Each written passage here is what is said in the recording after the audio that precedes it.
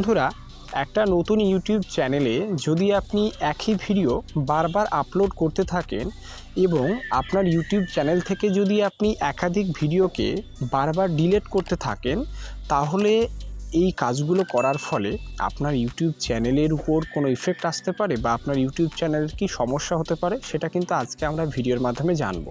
ঠিক আছে, তো আপনাদেরকে যে কাজটা করতে হবে সেটা হচ্ছে আপনারা ভিডিওটা প্রথম থেকে শেষ পর্যন্ত দেখুন এবং আমি যে পয়েন্টগুলো বলছি সেই পয়েন্টগুলো আপনারা আপনাদের খাতায় বা আপনাদের ডায়েরিতে নোটবদ্ধ করে নিন। ঠিক আছে বন্ধুরা, আমরা যারা নতুন ইউটিউবার আমরা কি করি, আমরা কিন্তু খুব ভালোভাবেই জোশের সহিত কিন্তু আমরা ভিডিও বানাই এবং আপলোড করি। তো তার মধ্যে কিছু ইউটিউবারের এমন সম্ভাবনা দেখা যায় যে ভিডিও আপলোড করছে বাট ভিডিওতে সেরকমভাবে ভিউজ আনতে পারছে না বা ভিউজ আসছে না। সেক্ষেত্রে তারা কি করে, ভিডিওগুলোকে ডিলিট করে দেয়। অর্থাৎ যে ভিডিওগুলো নিয়ে ভিউজ কম আসে সেই ভিডিওগুলো কিন্তু তারা ডিলিট করে দেয়, আর যে ভিডিওগুলো নিয়ে বেশি ভিউজ থাকে সেই ভিডিওগুলোকে তারা রেখে দেয়। তো বারবার এই যে কম যেগুলো নিয়ে ভিউজ আসছে সেই ভিডিওগুলো ডিলিট করে দিচ্ছে, এর ফলে ইউটিউব চ্যানেলের উপর কী প্রভাব পড়বে সেটাই কিন্তু এখন আমি বলছি। তো প্রথমত বলি যে সুবিধা কী। তো এতে কোনো ধরনের কোনো সুবিধা নেই। ঠিক আছে, আপনি যদি বারবার ভিডিওকে ডিলিট করতে থাকেন আপনার ইউটিউব চ্যানেলে, একটাই সুবিধা যেটা সে আপনার ভিডিওর পরিমাণটা কমে যাচ্ছে। ঠিক আছে, তাছাড়া কিছু না। তো এটা কোনো সুবিধার মধ্যে পড়ে না। ঠিক আছে, এটাও একটা অসুবিধাই বলা যায়।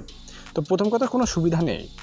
দ্বিতীয় কথা আমি বলি, যদি অসুবিধার কথা বা প্রবলেম কি, একটা ইউটিউব চ্যানেলে বারবার একই ভিডিও যদি আমি ডিলিট করতে থাকি তাহলে সমস্যাটা কোথায়?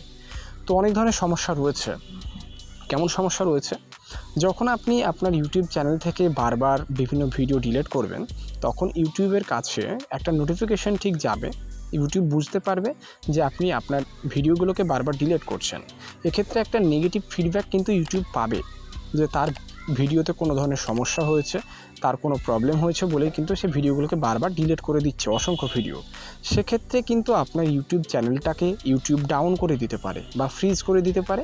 যদি ফ্রিজ হয়ে যায় কোনো মতে বা ডাউন হয়ে যায়, তাহলে কিন্তু সেই ইউটিউব চ্যানেলটাকে আবার পুনরায় ভালো করা, অর্থাৎ সঠিকভাবে ব্যবহার করা কিন্তু আর হবে না।